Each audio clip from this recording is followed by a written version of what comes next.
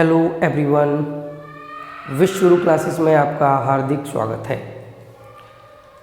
आज मैं ध्वनि की अगली क्लास लेकर आया हूँ।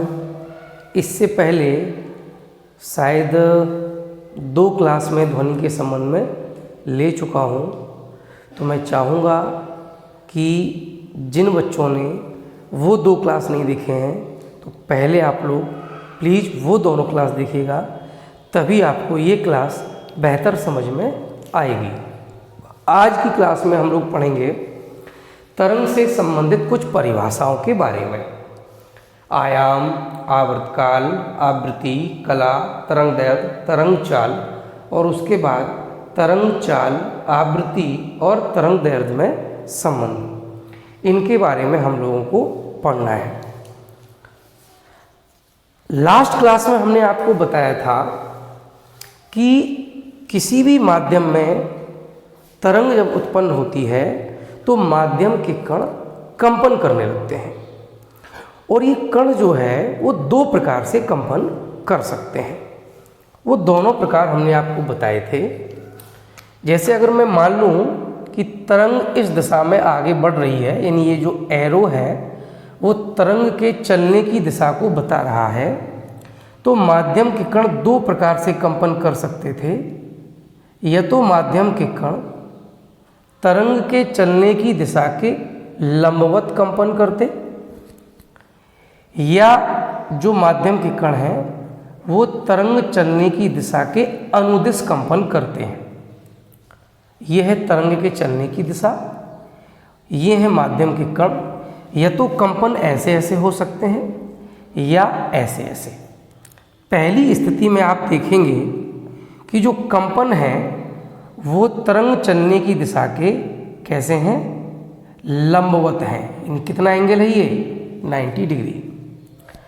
दूसरी स्थिति में आप देखेंगे कि जो कंपन हो रहे हैं वो तरंग के चलने की दिशा में ही हो रहे हैं, यानी उसी के अनुदिश हो रहे हैं। पहली स्थिति में जो तरंग उत्पन्न होती है उसे हम कहते हैं अनुप्रस्थ तरंग, और दूसरी स्थिति में जो तरंग उत्पन्न होती है उसे हम कहते हैं अनुदैर्ध्य तरंग। तो मैंने आपको बताया था कि जब माध्यम के कण तरंग के चलने की दिशा के लंबवत कंपन करते हैं तो वो क्या कहलाती है, अनुप्रस्थ तरंग कहलाती है। जब माध्यम के कण तरंग के चलने की दिशा के अनुदिश कंपन करते हैं तो वो आपकी अनुदैर्ध्य तरंग कहलाती है। तो तरंग कोई भी हो, चाहे अनुप्रस्थ तरंग हो या अनुदैर्ध्य तरंग हो, दोनों ही स्थितियों में माध्यम के कण कंपन करते हैं। अब आप एक बात सोचिएगा, हमने आपको एक उदाहरण बताया था कि जैसे तालाब में कहीं पर पानी भरा हुआ है, शांत स्थिर एकदम जल है, और उसमें जब हम पत्थर फेंक देते हैं तो उसमें तरंग उत्पन्न हो जाती हैं जो लगातार किनारों की ओर बढ़ती रहती है, अपना रूप को बदलती नहीं है। जो उसका रूप होता है अपने रूप को बिना बदले तरंग आगे की ओर बढ़ती रहती है। क्या होता है, होता क्या है कि जैसे ही हम पत्थर फेंकते हैं, पत्थर में होती है गतिज ऊर्जा। जब वो पत्थर तालाब के पानी से टकराता है तो वो अपनी ऊर्जा, क्योंकि पत्थर तो स्थिर हो जाएगा तो उसकी ऊर्जा हो जाएगी 0, तो वो ऊर्जा गई कहाँ, क्यों? क्योंकि ऊर्जा को न तो उत्पन्न किया जा सकता है और न ही नष्ट किया जा सकता है। तो वो जो पत्थर की ऊर्जा है वो कहाँ गई, तो वो चली गई है पानी के कणों के पास। जहाँ पे वो पत्थर गिरा है वहाँ पर पानी है, तो पानी के जो कण वहाँ पर होंगे उन कणों को वो ऊर्जा मिल जाएगी। उस ऊर्जा के कारण वो जो कण है वो कंपन करना शुरू कर देते हैं। ठीक है, तो अब होता क्या है, जब कण कंपन करता है तो कंपन करने से पहले मान लीजिए ये शांत जल है, कंपन करने से पहले जल कैसा है, शांत है, स्थिर है, यानी सारे जो कण हैं वो एकदम से स्थिर हैं, कोई गति नहीं कर रहे हैं, और ये इनकी जो है स्थायी अवस्था है। कौन सी अवस्था है? स्थायी अवस्था है, या इसी को हम कह सकते हैं कि साम्य अवस्था है, साम्यावस्था है। ठीक, तो जब ये जल का तल स्थिर है तो जितने भी कण हैं वो सब स्थिर हैं और अपनी साम्यावस्था में हैं। इसको हम साम्यावस्था या स्थायी अवस्था इसलिए कह रहे हैं कि जब हमने पत्थर फेंक दिया, तरंगें उत्पन्न हो गई, धीरे धीरे करके क्या होगा, तरंगों का आयाम घटेगा, यानी जो तरंगों का ऐसे जो ऊपर नीचे लहर होगी, ये जो ऊपर जाना और नीचे जाना, ये जो ऊंचाई और गहराई बनेगी वो धीरे धीरे छोटी होती जाएगी और फिर तरंग बंद हो जाएगी और फिर से जो तल होगा वो शांत हो जाएगा। यानी ये जो कण हैं वो अंतिम रूप से इसी अवस्था में रहना चाहते हैं, इसीलिए इसे हम कहते हैं स्थायी अवस्था या साम्यावस्था। अब क्या हुआ, जैसे ही पत्थर फेंका, मान लीजिए यहाँ पे पत्थर फेंका, तो ये जो कण है वो पहले नीचे गया कुछ दूरी तक, फिर ये नीचे से फिर वापस आएगा, फिर ये यहाँ तक चला जाएगा, फिर ये नीचे जाएगा। यानी ये कण ऊपर नीचे ऐसे ऐसे कंपन करना शुरू कर देगा। ठीक है, ये बीचों बीच की जो इसकी अवस्था है वो क्या है? साम्यावस्था है। इसके जो कंपन हो रहे हैं वो साम्यावस्था के ऊपर और नीचे हो रहे हैं। इस स्थिति में क्या होगा, साम्यावस्था के दाईं ओर और बाईं ओर हो रहे हैं, और इस स्थिति में ऊपर और नीचे हो रहे हैं। ठीक है, तो होगा क्या? सबसे पहली बात आती है कि आयाम हम किसे कहेंगे। तो देखिए, ये जो कण है ये साम्यावस्था से गया कहाँ? पहले नीचे गया, कितनी दूरी तक? यहाँ तक। यहाँ पर जाने के बाद ये फिर वापस आना शुरू करता है, फिर ये ऊपर चला जाता है, कहाँ तक? यहाँ तक। फिर ये नीचे जाने शुरू करता है। यानी क्या होगा, इस स्थिति के इधर उधर ये लगातार कंपन करेगा और ज़्यादा से ज़्यादा यहाँ से कहाँ तक जाएगा? यहाँ तक या यहाँ तक। तो ये कौन सी अवस्था है? साम्यावस्था है। तो साम्यावस्था से ये यहाँ तक गया, यहाँ तक गया, या नीचे की ओर यहाँ तक गया, तो ये हो गया साम्यावस्था से अधिकतम विस्थापन। क्या हो गया? अधिकतम विस्थापन। कण यहाँ था, यहाँ से यहाँ तक जाएगा, फिर वापस आएगा, यहाँ तक जाएगा, फिर वापस जाएगा। यानी ये इसका अधिकतम विस्थापन है, और इसी अधिकतम विस्थापन को हम आयाम कहते हैं। आयाम को हम लोग स्मॉल a से प्रदर्शित करेंगे। ठीक है, तो आयाम क्या होता है? जब कोई कण कंपन करता है, कंपन करेगा तो किसके इधर उधर करेगा? अपनी साम्यावस्था के इधर उधर कंपन करेगा। तो साम्यावस्था से जो अधिकतम विस्थापन होता है, उस अधिकतम विस्थापन को हम कंपन का आयाम स्मॉल a कहते हैं।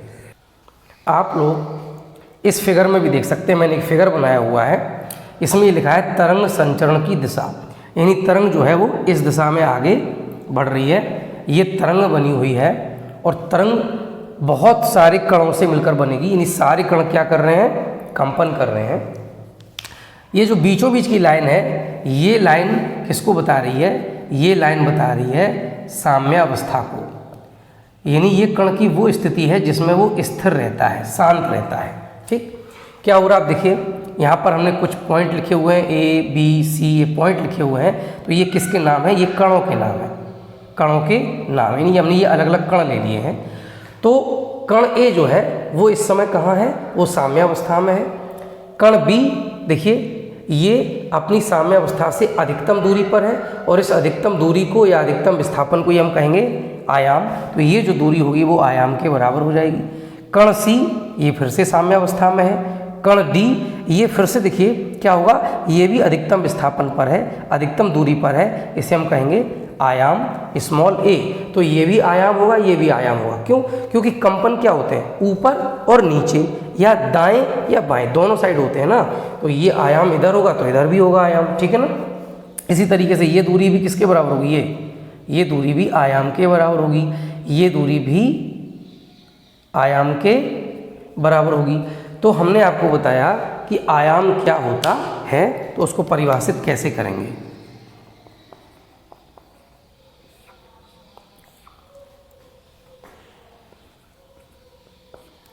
जब कोई कण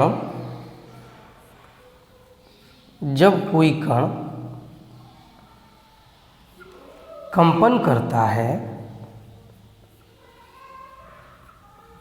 तो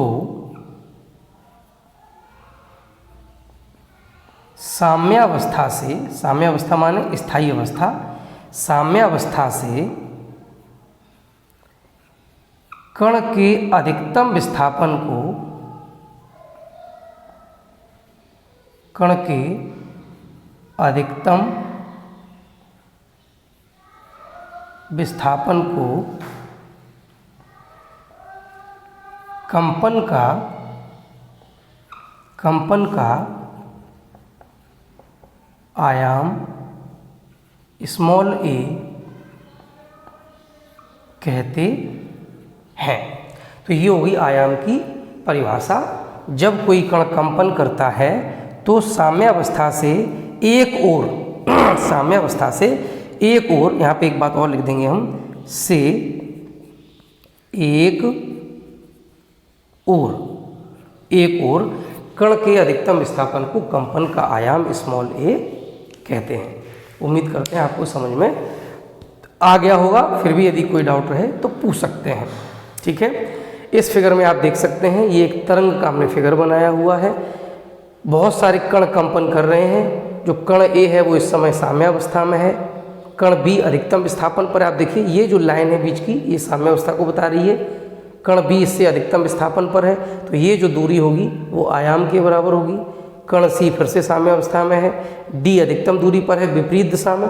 तो मैंने इसीलिए बोल दिया है एक ओर, यानी ये तो ऊपर या नीचे या दाएं या बाएं। ठीक है ना, तो अधिकतम विस्थापन को कंपन का आयाम कहते हैं। तो ये हो गया आपका आयाम। अब बात करते हैं आवर्तकाल क्या होता है। आवर्तकाल, तो देखिए अभी हमने आपको समझाया हुआ है, मैं फिर से बता रहा हूँ। ठीक है, जैसे कोई कण कंपन करता है तो ये है मान लीजिए उसकी साम्यावस्था। यहाँ से वो क्या होगा, एक और अधिकतम विस्थापन पर जाएगा, यानी यहाँ तक जाएगा। ये दूरी हो जाएगी कितनी, आयाम के बराबर। फिर यहाँ से वो लौटेगा, लौट करके फिर से वो विपरीत दिशा में उतनी ही दूरी पर जाएगा, यानी ये जो दूरी होगी ऊपर की ये भी a के बराबर होगी, और जो नीचे की दूरी होगी ये भी a के बराबर होगी। तो पहले ये कण साम्यावस्था में था, साम्यावस्था से ये कहाँ जाएगा, मान लीजिए साम्यावस्था को हम मान लेते हैं O। ठीक है, ये हमने O पॉइंट मान लिया, इसको हमने मान लिया A पॉइंट और इसको हमने मान लिया B पॉइंट। तो क्या होगा, ये कण O से पहले कहाँ जाएगा, A तक जाएगा, A से वापस ये आएगा और कहाँ तक चला जाएगा, ये B तक चला जाएगा, और B से फिर वापस ये कहाँ तक, O तक आएगा। इतने में एक कंपन पूरा हो जाता है। एक कंपन, अगर आपसे कहा जाए कि एक कंपन किसे कहते हैं या एक दोलन किसे कहते हैं, तो आप क्या लिखेंगे, साम्यावस्था से एक और अधिकतम विस्थापन तक जाना और फिर पुनः विपरीत दिशा में अधिकतम विस्थापन से होकर साम्यावस्था में आने तक को एक कंपन कहा जाता है। साम्यावस्था से एक और अधिकतम विस्थापन तक, पुनः विपरीत और अधिकतम विस्थापन तक, और वहाँ से होकर पुनः साम्यावस्था में आने को एक कंपन कहा जाता है। यानी O से A, फिर A से B और B से फिर O, ये हो गया एक कंपन। तो एक कंपन करने में जो समय लगता है उसको हम आवर्त काल कहते हैं। ठीक है, तो आवर्त काल की परिभाषा हम लोग कैसे लिखेंगे,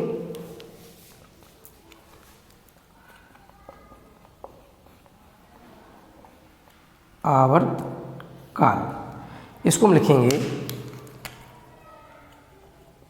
कण द्वारा एक कंपन, कण द्वारा एक कंपन पूरा करने में लगे समय को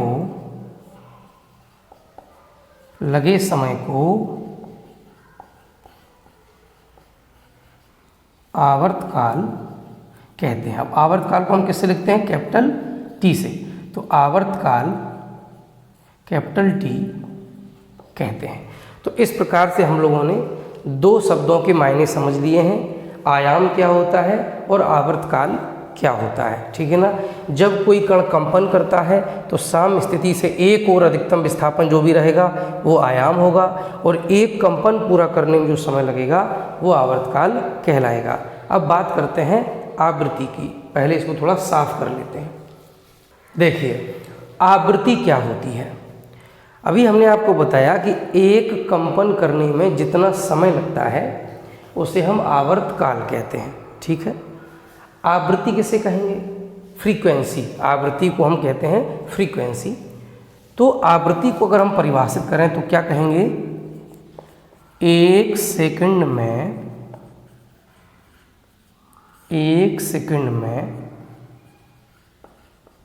कण जितने कंपन करता है, एक सेकंड में कण जितने कंपन करता है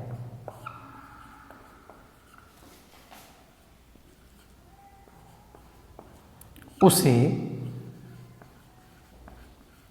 कंपनों की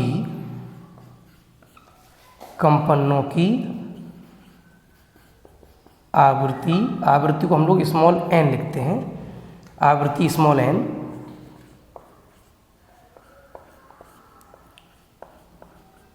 कहते हैं। इसका मात्रक क्या होता है? इसका मात्रक कंपन प्रति सेकंड या हर्ट्ज HZ से इसे हम दर्शाते हैं, हर्ट्ज होता है, ठीक। समझते हैं कोई भी कण कंपन कैसे करता है और कंपन क्या होता है, ये दो बातें हमने आपको बताई। अभी आवृत्ति से मतलब होता है एक सेकंड में कण जितने कंपन करेगा, एक कंपन पूरा होने में लगा समय आवर्तकाल, एक कंपन पूरा होने में लगा समय आवर्तकाल। अभी बात हो रही है कि एक सेकंड में कितने कंपन हो रहे हैं। कोई भी कंपन करता हुआ कण एक सेकंड में जितने भी कंपन कर लेगा, अगर वो एक सेकंड में 10 कंपन कर लेता है तो उसकी आवृत्ति हो जाएगी 10 कंपन प्रति सेकंड या 10 हर्ट्ज। तो एक सेकंड में कण द्वारा किए गए कंपनों की संख्या को कंपनों की आवृत्ति कहते हैं, और आवृत्ति का मात्रक क्या होता है? कंपन प्रति सेकंड या हर्ट्ज होता है। बड़ा सिंपल है, ठीक है। अब आवर्तकाल और आवृत्ति में एक संबंध होता है, उसकी बात करते हैं। अभी हमने आपको बताया कि आवर्तकाल है क्या। तो आवर्तकाल वो समय है जितने में कण केवल एक कंपन करता है। तो हम इसको कैसे लिख सकते हैं? हम लिख सकते हैं कि t समय में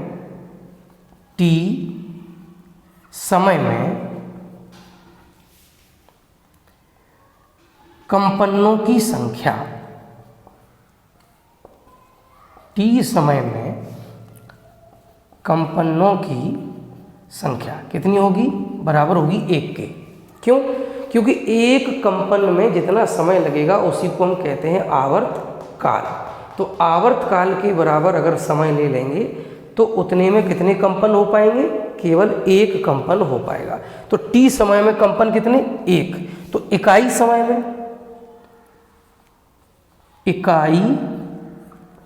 में अब इकाई समय की जगह हम 1 सेकंड भी ले सकते हैं, ठीक है ना। इसको लिया जा सकता है। तो इकाई समय में मतलब 1 सेकंड में कंपनों की संख्या। अब 1 सेकंड में कंपनों की संख्या हो जाएगी 1/t। आप ऐसे कंफ्यूज हो रहे होंगे तो हम अलग से आपको एक चीज़ और बता देते हैं। जैसे मान लो हम कहें कि 3 सेकंड में कितने कंपन हो रहे हैं? 1, यानी ये आवर्तकाल है। तो 3 सेकंड में 1 कंपन हो रहा, तो 1 सेकंड में कितने कंपन होंगे? 1/3, 1/3। तो ऐसे यहाँ पे देखिए t समय में कितने कंपन? ओनली 1, एक कंपन। तो इकाई समय में यानी 1 सेकंड में कितने कंपन होंगे? 1/t। और 1 सेकंड में जो भी कंपन होते हैं उसी को हम कहते हैं आवृत्ति। तो इस तरह से हमें क्या मिल जाएगा, जो आवृत्ति होगी वो 1/t के बराबर हो जाएगी। तो आवृत्ति n बराबर होता है 1/t, यानी आवर्तकाल। आवृत्ति जो होती है वो आवर्तकाल के व्युत्क्रम के बराबर होती है। ठीक है, आवृत्ति आवर्तकाल के व्युत्क्रम यानी 1/t है ना, व्युत्क्रम के बराबर होती है। तो इस तरह से हमने आपको आवृत्ति बता दी। अब बात करेंगे कला की। ये थोड़ा समझने में आपको टिपिकल लगेगा, तो प्लीज़ ध्यान से सुनिएगा। ठीक है, कला क्या होती है। चलिए अब हम लोग कला के बारे में समझते हैं। कंपन करते हुए कण की कला किसी क्षण कण की स्थिति एवं गति की दिशा को प्रदर्शित करती है। यानी जो कला होती है वो हर क्षण बदलती रहती है। क्यों? क्योंकि कला में दो चीज़ें व्यक्त होती हैं एक साथ। कौन कौन? एक तो कण की स्थिति, दूसरा गति की दिशा। यानी जो कण कंपन कर रहा है उस कंपन की दिशा क्या है, इन किस तरफ वो कण उस समय जा रहा है। तो गति की दिशा और कण की स्थिति, यानी कण की स्थिति क्या है, किस स्थिति में उस समय कण है, उस समय वो साम्य स्थिति से कितनी दूरी पर है, वो हो जाएगी कण की स्थिति। तो हर क्षण क्या होगा, कण की स्थिति बदलेगी, जिसके कारण हर क्षण कण की कला भी बदलेगी। ठीक, अब इस चित्र में आप लोग समझिएगा। जैसे मान लीजिए यहाँ पर कण ये है ए, ए के बाद आप देख सकते हैं कि सारे कण कहाँ जा रहे हैं, ऊपर की ओर जा रहे हैं, और सबसे ऊपर कौन पहुँच गया है, बी। तो बी अब इससे और ऊपर नहीं जाएगा, यानी जो बी के अब कंपन की दिशा होगी वो ऊपर की ओर ना होकर के बल्कि नीचे की ओर हो जाएगी, क्योंकि बी से अब ये और ऊपर जाएगा नहीं, ये इसका अधिकतम विस्थापन है, अब ये नीचे की ओर आएगा। ठीक है ना। बी से लेकर के सी तक के सारे कण कहाँ आ रहे हैं, नीचे की ओर आ रहे हैं। सी से डी देखिए आप क्या हो रहा है, डी जो कण है वो अब नीचे की ओर नहीं जाएगा क्योंकि अधिकतम विस्थापन है, अब ये ऊपर की ओर जाएगा। लेकिन सी से डी के बीच में जितने भी कण हैं वो सब अभी नीचे की ओर आएंगे। ठीक है। डी से ई के बीच में देखिए सारे कण कहाँ जा रहे हैं, ऊपर की ओर जा रहे हैं। ठीक है ना। तो इस तरह से क्या होता है, जो कण होते हैं उनकी स्थिति अब आप ऐसे समझिएगा, जैसे ये है मान लीजिए साम्य स्थिति। ठीक है ना, ये तो होगी साम्य स्थिति। अब किसी क्षण मान लीजिए कण इतनी दूरी पर है, यहाँ पर है, और कहाँ जा रहा है, ऊपर की ओर। तो गति की दिशा क्या हो गई, ऊपर की ओर, और जो उसकी स्थिति है वो साम्य स्थिति से इतनी दूरी पर है। ये जो है ये दूरी, ये समय के साथ साथ दूरी बदलेगी, तो कण की जो स्थिति होगी वो समय के साथ साथ बदलती चली जाएगी। गति की दिशा बेशक न बदले, लेकिन जो स्थिति होगी वो समय के साथ साथ बदलेगी, जिसके कारण कला भी बदलती चली जाएगी। अब जब ये कण अपने अधिकतम विस्थापन पहुंच जाएगा, मान लीजिए ये जो पॉइंट है ये अधिकतम विस्थापन है, यानी आयाम के बराबर है।